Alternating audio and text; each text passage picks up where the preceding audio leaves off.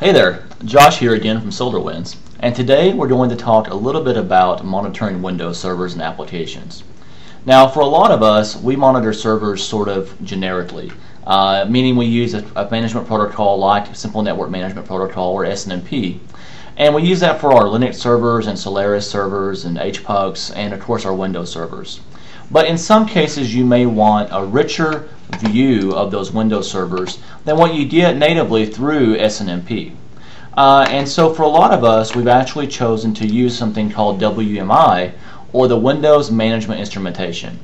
Now WMI is actually included with your Windows servers from Microsoft, and it's their management protocol that they use to expose a lot of really useful information about the performance of the servers, the applications running on them, and the performance of the systems those servers are supporting.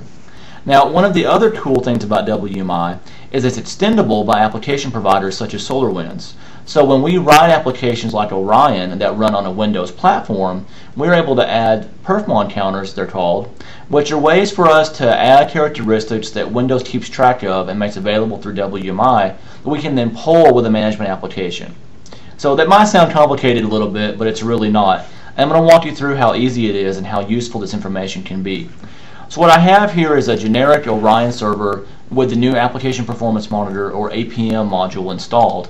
And what I'm going to do is add a new monitor to monitor a Windows server using WMI.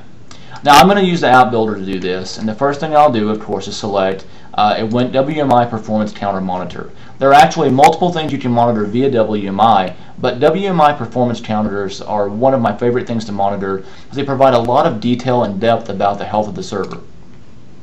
Now it's going to ask me which of the different resources that I've already defined I might want to use, and I'm going to go ahead and create one from scratch so you can see how that works.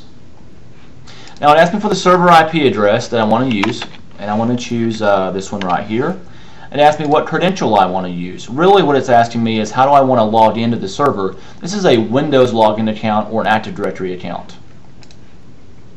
Now it's going to go and test. And while it's testing, what it's actually doing is verifying the credentials and telling me which of the different performance objects are available. Now these are sort of like groups. These are the high-level objects. Once I've chosen something, like let's choose IP version 4, then it actually shows me the different specific monitoring characteristics that are available underneath IPv4.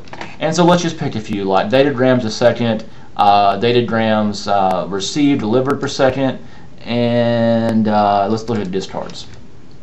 I'll just simply hit next. It now shows me the script it's going to use. Now it created this dynamically to pull this information. I can set thresholds for alerts and things like that. Let's go ahead and just hit next and move on. Now it asked me for a template, and a template is really nothing more than a group or a way to remember the monitoring that you've picked for that type of application. Now it says, well, which servers do you want to monitor for those things? And I'm going to just choose this one actual virtual machine here in the office that I have here in the lab. I hit OK Create, and pretty much it's done. And now once it's done that, I can actually go to the website and drill down and see those details and see the different information that we've now created and are being pulled. Now once you've done that on your system and started pulling information in, I'll show you a server that's fully set up. You can see how much information you can get from APM within Orion now.